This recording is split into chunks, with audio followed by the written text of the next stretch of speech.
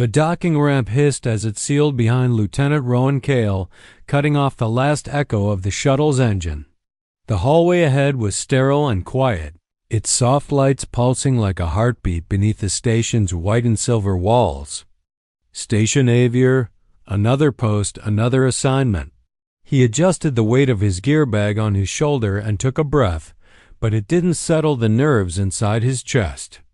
New beginnings always felt like endings when you carried too much from the past. The trauma from Hadros 5 still lingered like ash in his lungs. Rowan hadn't wanted this reassignment, hadn't asked for it, but command had insisted. Time to rebuild trust, they'd said. Time to work with other species again. He wasn't sure if that was a punishment or a second chance. He followed the signs to his assigned quarters, boots tapping softly against the reinforced flooring. When he reached his cabin, he held his wrist to the access panel. Nothing. He tried. Again, still nothing. The door remained sealed, smooth and silent as though mocking him. Rowan frowned. Figures, he muttered, stepping back to tap his cum. Before he could send a maintenance request, a soft chime echoed behind him. I believe your door isn't responding. A melodic voice said. He turned. She stood a few steps away, holding a small portable console in one hand and a calm smile on her face. She looked to be around his height, with silver-violet skin that shimmered faintly in the station's glow. Dark hair coiled in elegant loops down her back, and her large, violet eyes studied him with interest but no aggression. I'm Saelari, she said, bowing her head slightly. I've been assigned as your helper and cultural liaison during your integration to Avior. May I assist? Yeah. The door won't open, Rowan replied. His voice rougher than he intended. She moved closer and waved her console toward the door. I see. That shouldn't be happening. Perhaps, while they address it, you can wait in my quarters just across the hall. Rowan blinked. In your quarters? Saelari's expression didn't shift. Yes, unless you prefer standing in the corridor. For the next 43 minutes. He hesitated, then gave a curt nod. Lead the way. Her quarters were larger than his had been on any post-soft lighting, curved walls that looked grown rather than built. The scent in the room was subtle, like blooming citrus under starlight. She gestured toward a cushioned seat as she moved to a sleek cabinet. Tea? It is saelari jasmine root. Calms the body, but not the mind. Rowan raised a brow. Sure. She poured with practiced grace, then handed him a gently steaming cup. As he sipped, he noticed her eyes never left him. Not in an aggressive way, just quiet observation. It made him shift slightly in his seat. Your arrival data mentioned Hadros 5, she said softly. Rowan stiffened. Yeah, that's not something I talk about. I won't ask, she replied, but I will listen should you ever want that. He said nothing. The tea was too good. He looked down into the cup, trying to ignore how warm the room suddenly felt. I've read that humans process new environments through caution first, trust second, she added. That's accurate, he admitted. Then I'll give you time. The silence stretched just long enough to feel intentional. When the station's maintenance ping finally came through. He checked the message on his wrist. A brief log file was attached. To the report. Door malfunction. Cause manual override from external access point. Not a system glitch. Not an error. Someone had kept it closed. He looked up at her. Saelar. I only smiled, still serene. The lights flickered once as Rowan stepped out of the lift and into the corridor leading toward the habitation ring.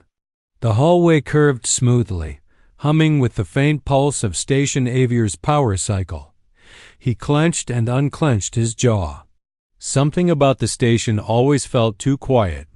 Not empty but expectant, like it was holding its breath, waiting. He had barely slept the night before. After Saelari's tea, After her soft voice and those unblinking violet eyes, something had shifted in his chest. She hadn't said anything. Overtly strange, but the way she had looked at him, the way she had waited, unnerved him more than it should have. He didn't like being unsure of his own instincts, especially not around someone who clearly had a blueprint of how he operated. Today's task was routine. Environmental inspection sweep for auxiliary quarters, Deck 5. It should have taken 20 minutes. It took 3. Everything checked out. No anomalies, no flagged moisture levels, no pressure drops. No legitimate reason to still be on Deck 5 except one thing. His com chimed. Environmental alert. Humidity surge, Section 5G. Access required for shower recalibration. Rowan. Froze. Section 5G. That was the same block as his assigned quarters, which had only just come online last night, which no one had used. Except maybe someone had. He reached the unit in under 2 minutes. The moment his palm touched the access panel, the door opened with a hiss of artificial air. Warm mist curled out into the corridor, carrying with it the delicate scent of citrus blossom and ozone. Saelari stood inside the steamy chamber, her back partially turned as she reached up to examine the humidity regulators above the sonic shower unit. Her dark hair was pinned messily atop her head, loose strands clinging to her damp shoulders. She wore a pale gray service uniform, clingier now due to the moisture. It outlined her lean frame, the curve of her back, the long slope of her neck. She didn't look surprised to see him. "Oh, Lieutenant Kael," she said, her tone light, calm, exactly like it had been the last time. "What are you doing in my shower unit?" he asked, keeping his voice steady. She gestured to the console above her head. Environmental calibration again. The station's auxiliary systems are behaving strangely. I requested diagnostics. They rerouted me here. Your system flagged a pressure anomaly. Rowan crossed his arms. How convenient. She lowered her arm slowly and turned to face him, her violet eyes reflecting the soft blue glow of the steam-hazed light. Her expression remained unreadable, almost too perfect. "Are you implying I triggered the fault deliberately?" "I'm saying this is the second time I found you inside my personal quarters, working on systems that no one else seems to have reported issues with." For a beat, silence lingered between them. Then Saelari stepped out of the mist, her bare feet silent on the warm floor. She moved with a dancer's grace, every movement measured, controlled. She stood before him now, close enough for him to feel the heat from her skin. "Would you be angry if I had triggered it?" she asked, tilting her head. Rowan blinked. "Why would you do that?" "To learn something," she said simply. He narrowed his eyes. "What kind of game are you playing?" "No game." Her voice was lower now, gentler. "Only observation." She reached out slowly and tapped the environmental console beside him. The mist began to fade as the shower powered down. The humidity evaporated, but the heat between them didn't. "I have noticed a pattern, Rowan," she said. "You avoid eye contact when you feel uncertain. You deflect with sarcasm when vulnerable. You don't trust people who are too kind to you because you think kindness is manipulation in disguise." He took half a step back, his chest tight. "You've been profiling me?" "I've been studying you," she corrected. "It's part of my assignment as your cultural liaison. But I've also done more than that." "What do you mean?" he asked, quieter now. Saelari's lips parted, but she paused as if weighing her next words like precious metal. Then she exhaled slowly and said, "Your presence affects me. I've taken liberties I shouldn't have. Modified routes, adjusted schedules, open doors." Rowan's heart thudded in his chest. She reached into a compartment in the wall and pulled out a folded robe, placing it on a nearby bench before looking back at him. "If that makes you uncomfortable, I'll report myself to command." He stared at her. "Is this something your species does? You manipulate things around someone to see how they react?" Saelari shook her head. "Only when we are trying to understand how deeply we matter to someone." The sentence hit like a quiet explosion in his chest. She didn't wait for him to answer. Instead, she turned and left the room, her steps silent, the door sliding shut behind her. Only then did Rowan realize his fists were clenched at his sides. Back in his quarters, he accessed the environmental logs. The system reports showed the pressure spike had not occurred naturally. It had been manually inserted through a subroutine reroute triggered less than 2 minutes before the alert had summoned. Hemmed out by someone with elevated access clearance, someone like her. The mess hall was unusually quiet for mid-cycle. Most officers on Station Avior were still working through their shift rotations, leaving the high-ceilinged space filled only with the soft clink of utensils and the distant hum of the atmospheric filters. Rowan Kael sat alone near the far wall, his untouched tray cooling beside him. He hadn't eaten, not really. Just picked at the protein synth and pushed the greens into patterns without realizing it. His mind was elsewhere, for the third night in a row. Saelari's voice echoed in his head. "Only when we are trying to understand how deeply we matter to someone." He hadn't seen her since the shower unit incident. She hadn't reached out, hadn't appeared unexpectedly in his quarters or hallways, hadn't made excuses about malfunctioning tech. She had vanished, disappeared with the precision of someone who knew just how long to stay before pulling away. Now, her absence gnawed at him more than her presence ever had. "Lieutenant." A voice called, snapping him from his spiral. Rowan looked up. It was Lieutenant Jenna Klein, another human systems officer, sliding into the seat across from him, with a steaming mug in her hand. "You look like someone just told you Earth revoked your citizenship." "Something like that," Rowan muttered. Klein raised an eyebrow. "Let me guess, it's your liaison, saelari." Rowan hesitated. "How did you—" "Kael," she said, sipping her drink. "Everyone notices. The way she watches you like you're a star about to go nova. The way she always seems to accidentally end up wherever you are." "She said she was studying me," he muttered, leaning back. "That it's part of her assignment." "Sure," Klein said, smirking. "Except saelari don't study like humans do. They don't use labs and logic. They use intuition, emotional mapping, empathic alignment. The moment one of them starts tweaking tech to get near you, it's not about research anymore." Rowan blinked.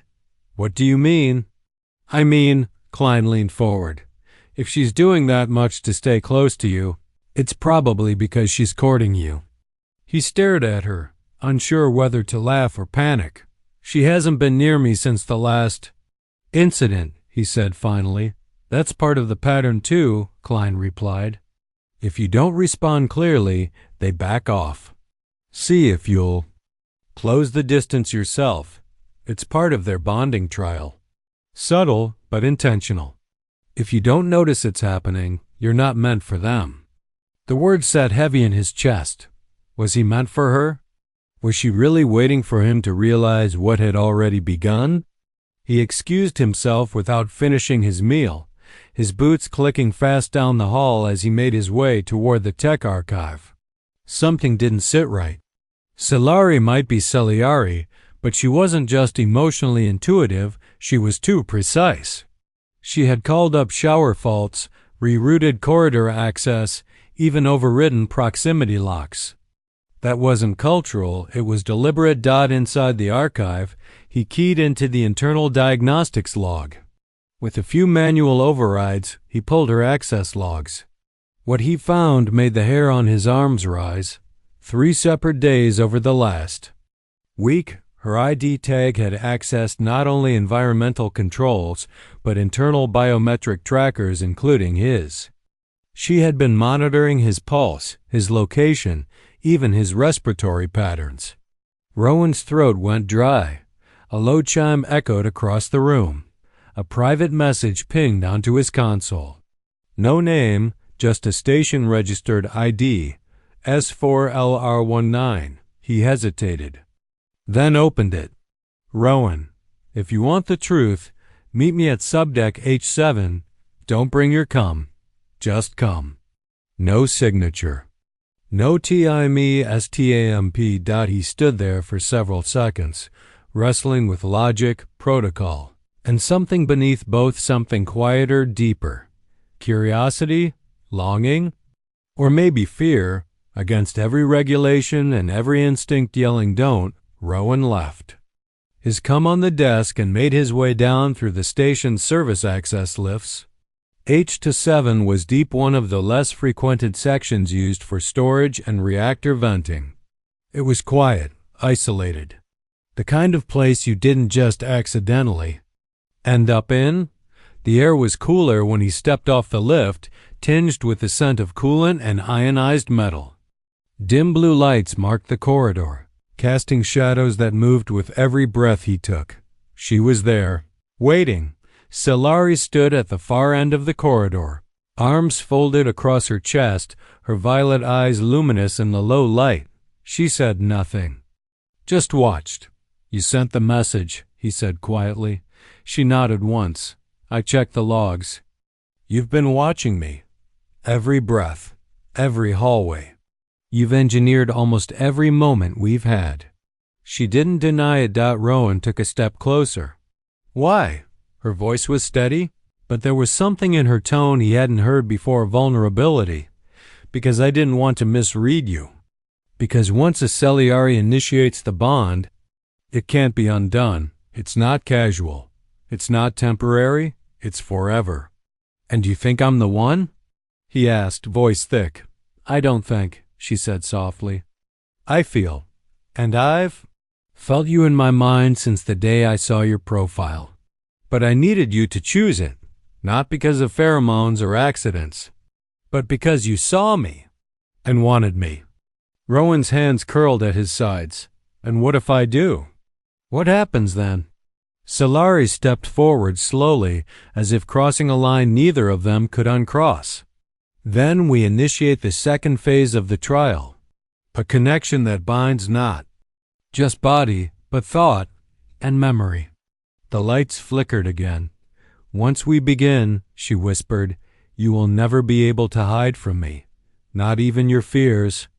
Rowan's pulse pounded in his ears. She was offering him not seduction, not temptation, but truth. Total, terrifying truth. And for the first time in years, he wasn't sure whether he was afraid or ready. Rowan didn't remember walking back to his quarters. He remembered her eyes, the way her voice softened when she said, not even your fears, and how every nerve in his body had felt like a tripwire just waiting to snap. He barely slept. The next morning, station avior seemed louder than usual. Voices echoed sharper. Boots fell heavier. He moved through it all like a ghost with a heartbeat, his thoughts trapped in the sterile silence of subdeck H7, where she had spoken like she already knew him. When he arrived at engineering control, his fingers moved automatically over the diagnostic pads, but his mind wasn't there. He kept hearing her say, the second phase of the trial. What in the void did that even mean? He needed answers, not feelings. Not metaphors. By midday, he had bypassed standard protocols and dug into the saelari integration files buried under layers of diplomatic encryption. What he found wasn't part of the orientation briefings or alliance documentation. There was a single archived file labeled Emotion Tech Trial Compatibility Matrix, Species 049SY, Human Crosslink Study, redacted. He unlocked it with a few risky overrides. As the file unspooled, a chill slid down his spine. It wasn't just cultural flirtation. The saelari didn't date. They didn't experiment. What they called bonding trials were deeply neurological. They had evolved to synchronize with compatible minds through exposure, proximity, and a process called resonant imprinting and emotional frequency calibration that rewrote brain patterns over time. The moment a saelari began the trial, the process couldn't be fully reversed, not even if the other party rejected them. Unreciprocated bonds cause disruptive feedback. In simpler terms, emotional disintegration. They didn't just feel heartbreak. They physiologically unraveled, and saelari had said she'd started it the moment she saw him. Rowan backed away from the console. He wasn't just part of some alien romance. He was now the keystone to someone else's nervous system. His stomach turned, and a sharp beeping from the overhead intercom snapped him out of his spiral. Alert, unstable vent. Pressure, subdeck H7. Immediate lockdown in effect. His heart stopped. Without waiting for authorization, he grabbed the sealed field pack and headed straight for the lifts. H-7 again. She was there. He knew she was dot by the time he reached the deck. Flashing red lights danced along the ceiling and emergency seals were forming along the corridor. Rowan forced his way through 2 pressure gates before finally reaching the sector. Steam hissed from the walls. The coolant piping had ruptured near the lower vent grills. It wasn't life-threatening yet, but anyone caught in the mist without shielding would have trouble breathing. He found her slumped against the side panel beneath the control board, one hand over her chest, the other on the emergency override. "Saelari!" he shouted, rushing toward her. Her head turned slowly. "I tried to reset it. Didn't want you to come down here." "You called me, remember?" she coughed softly. "No, I didn't. I disabled your comm logs. You shouldn't be here." He dropped to his knees beside her. "You think I could stay away after what you told me?" Her expression cracked, and something desperate flickered behind her composed exterior. "Then you know what this is doing to me. The longer you hesitate, the harder it is to stabilize my neural imprint." Rowan pulled a portable med shield from his pack and activated the thermal seal around her. "Why didn't you tell me the risks? I needed you to want me first. Not because you felt guilty. Not because you were afraid I'd shatter." Her voice trembled. "Because you chose me." Rowan looked down at her face. She was shaking, her skin no longer glowing with its usual soft hue, but dimming, like the light was retreating from beneath her surface. "I don't know if I'm ready for this," he whispered. "I don't even know who I am anymore." Her eyes locked onto his. "That's the point of the bond. We don't merge perfect beings. We stabilize each other. We build something new." He hesitated. The corridor groaned as another pressure. Vent blew further down the shaft. "We have to get you out of here," he said, wrapping one arm under her shoulders, but her hand grabbed his wrist. "It's not the air," she whispered. "It's the resonance failing. My body is unbinding. I won't survive much longer unless—" "Unless what?" "Unless we finish the bond." His mouth went dry. "Here? Now?" She nodded. "I don't need ceremony. Just consent. One word from you and our resonance will complete. My system will stabilize. Yours will begin adapting." He stared into her eyes.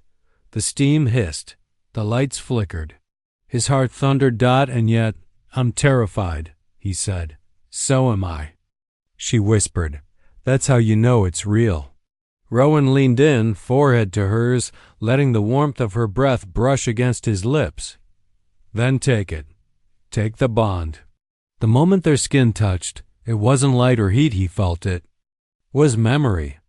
Every moment they had spent together flooded back to him flashes of her presence, her silence, her deliberate movements, all stitched together into a pattern he hadn't seen until now. The world narrowed, time stilled, and something inside him shifted like tectonic plates realigning. Dot when the steam finally cleared. He wasn't the same man who had entered the corridor, and she was no longer fading.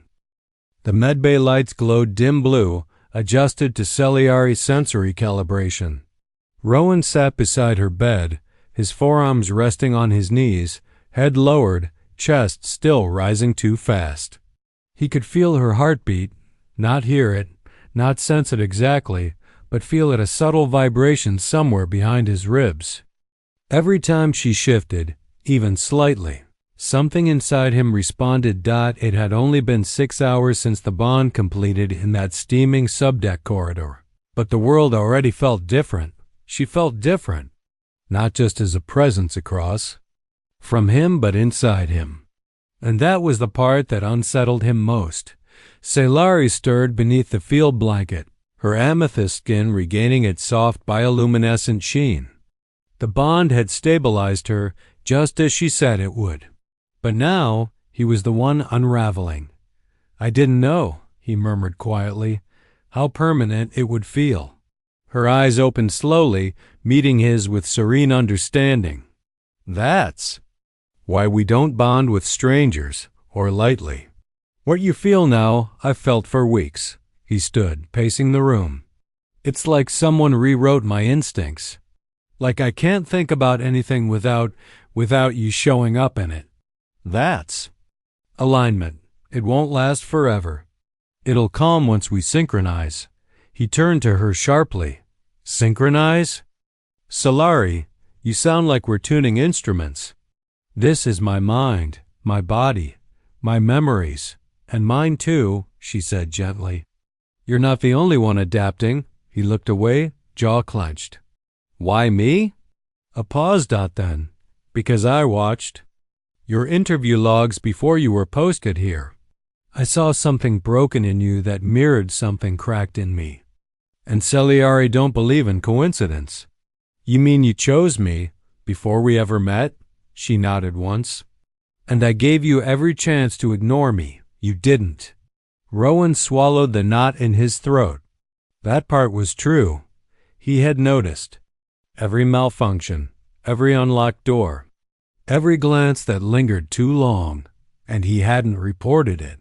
He hadn't walked away, but now he understood something more terrifying. He couldn't, because now, neither could she. A soft chime interrupted them. A secure message flashed on the medbay console.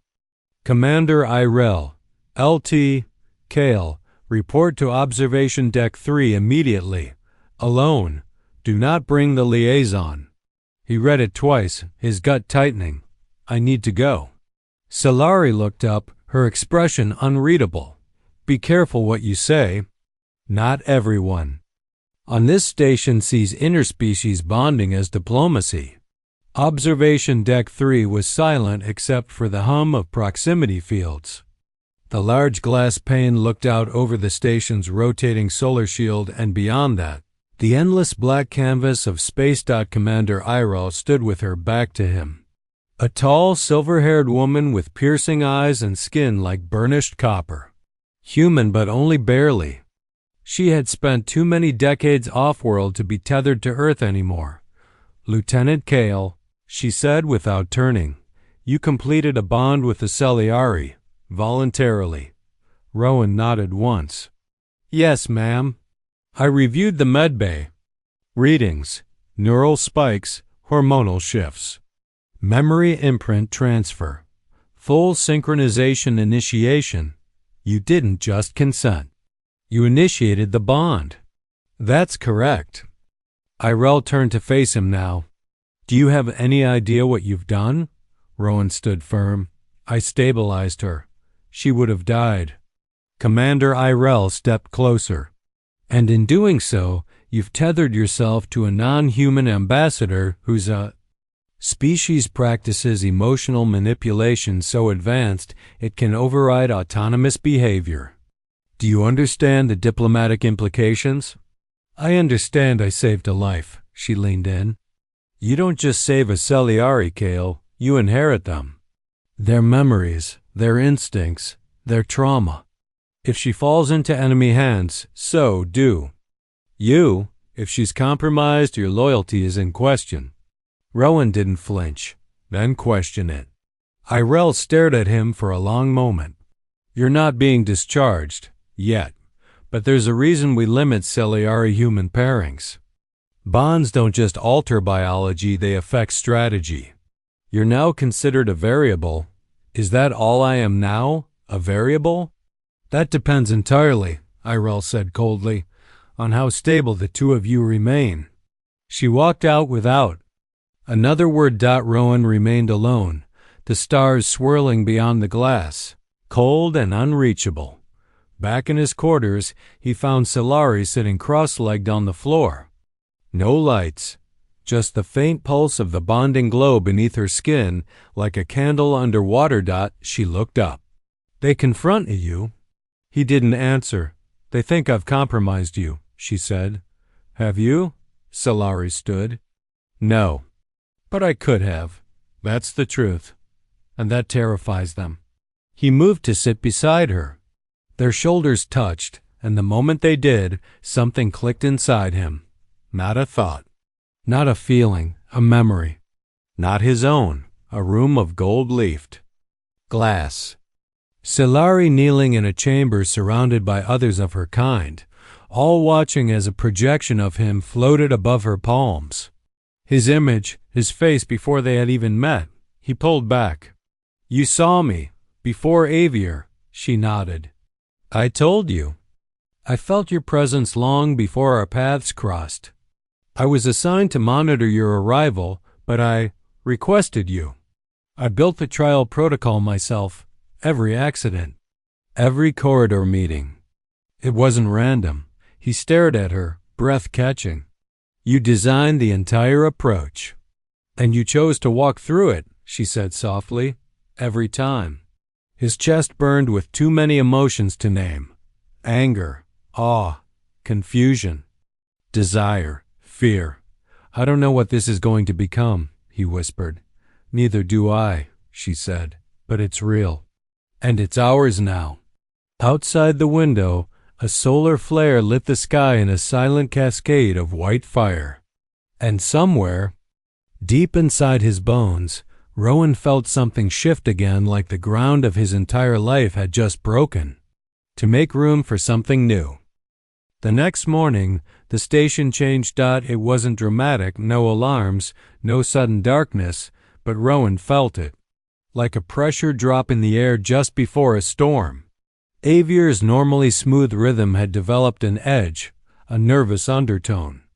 Officers walked a little faster. Doors hesitated before opening. Even the ambient light panels flickered once or twice, as if something deep in the system was recalibrating beneath the surface. But the real change wasn't in the metal. It was in the people.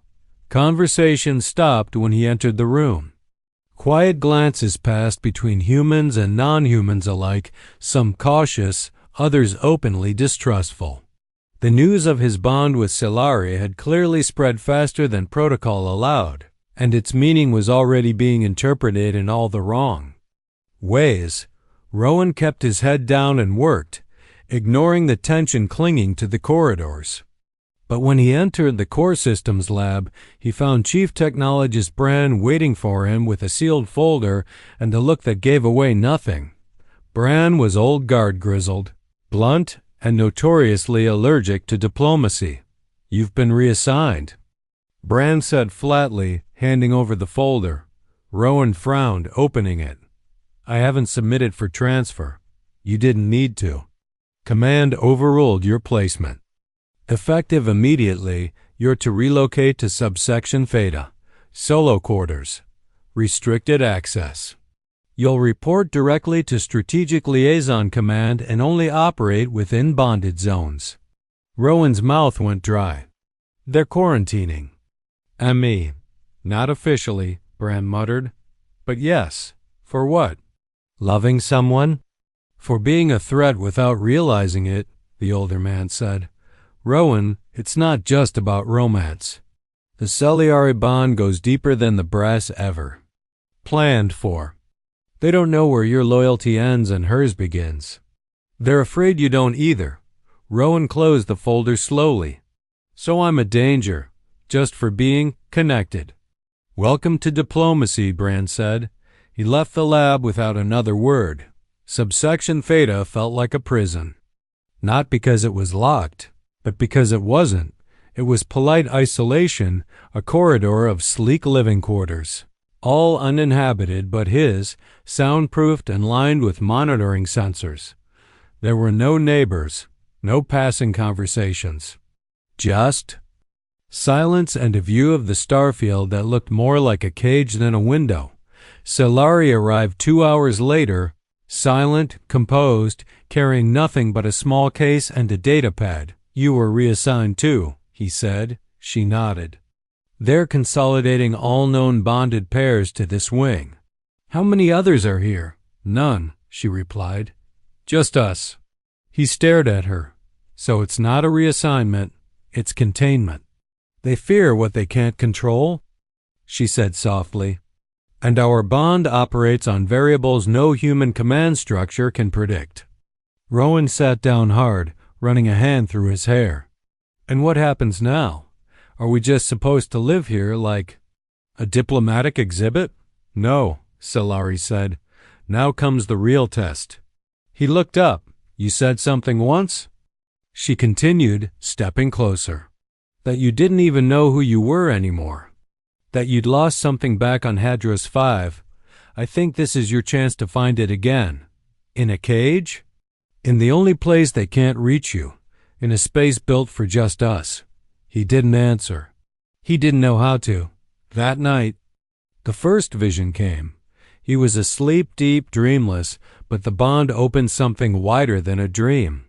In the dark, Saelari's presence wrapped around his thoughts, guiding him through a memory that wasn't his. He stood beneath a field of glass trees under a twin-moon sky. He could feel her emotions, hope, fear, longing, like they were stitched into the stars above.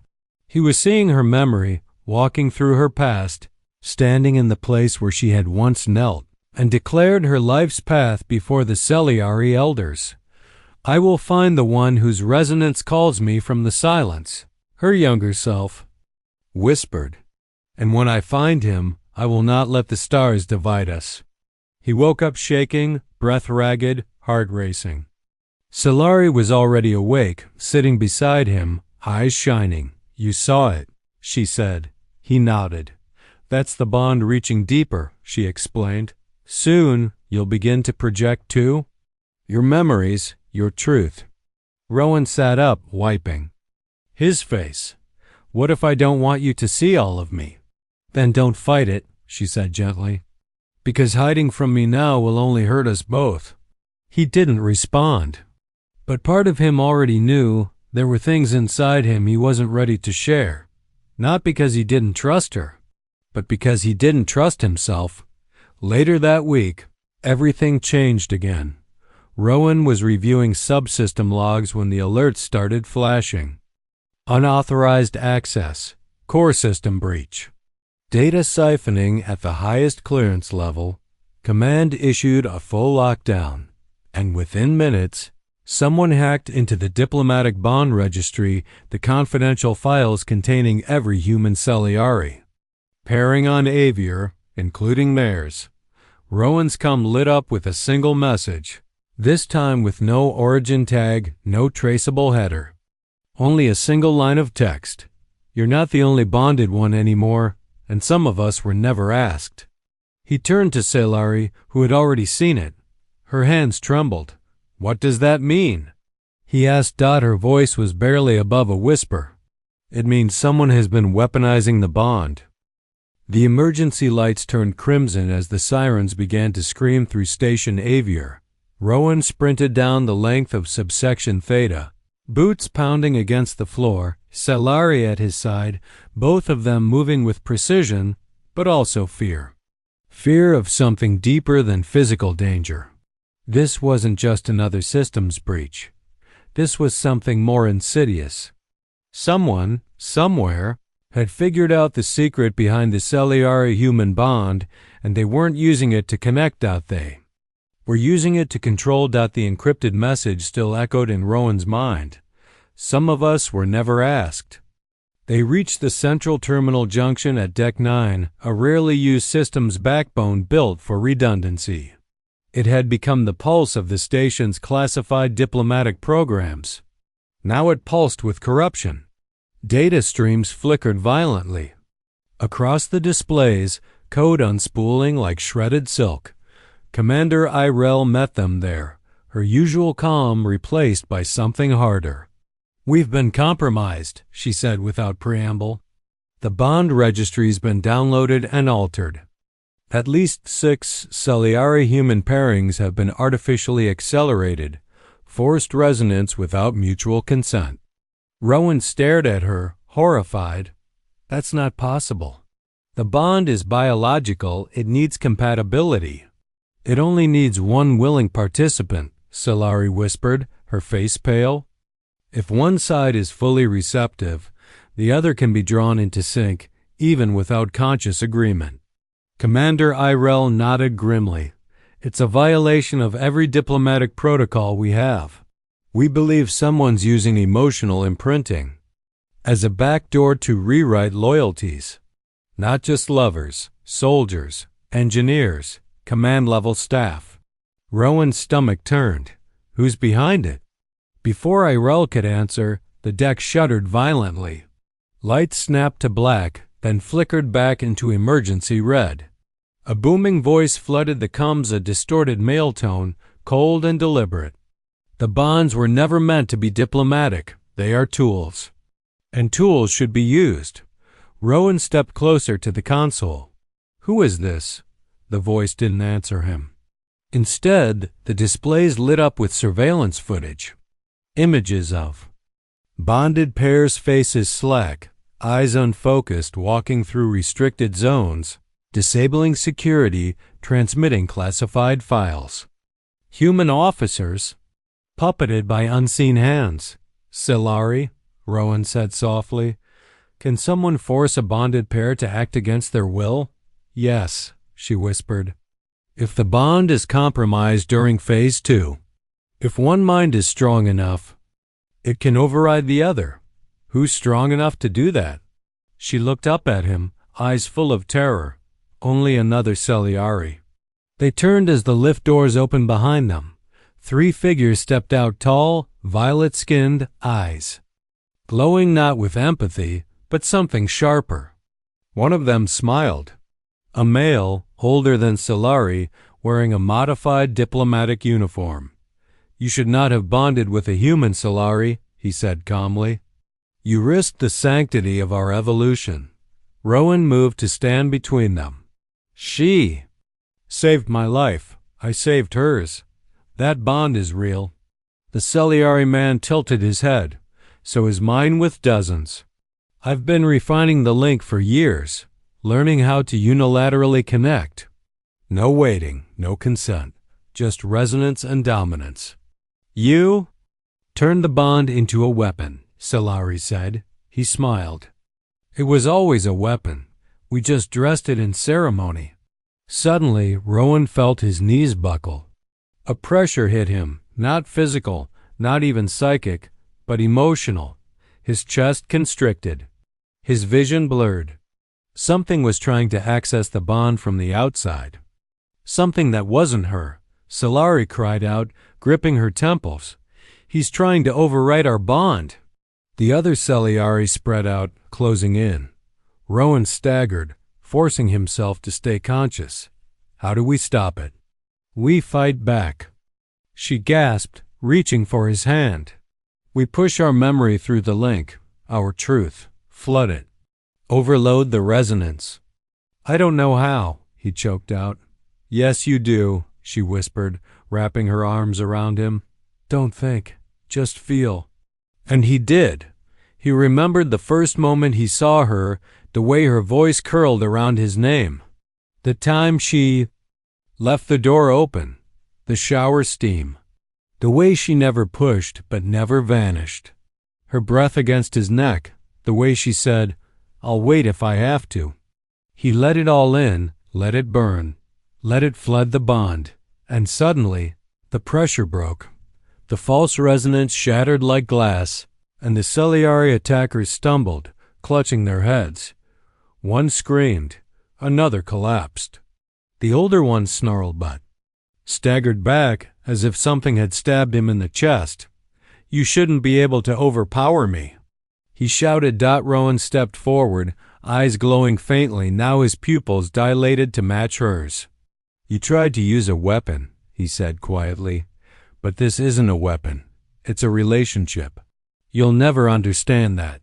With one final pulse, the station's defenses activated. Irel had called in containment. Tranquilizers hissed. The remaining attackers dropped, and silence returned. 2 days later, the station remained on partial lockdown, but the worst had passed. Rowan stood in the garden dome, watching the artificial sunrise over blooming crystalline flora. Saelari stood beside him, her hand in his, quiet but present. They'll never trust us again, he said. Some will, she replied. And for those who don't, we'll keep proving what real connection looks like. He turned to her. So what? Now? Where do we go from here? She smiled. Anywhere. As long as we're together. Their fingers intertwined, the bond now fully harmonized, stronger than it had been, fused not by instinct or biology, but by choice. And in that moment, Rowan knew the truth. The real power of the bond wasn't in the resonance.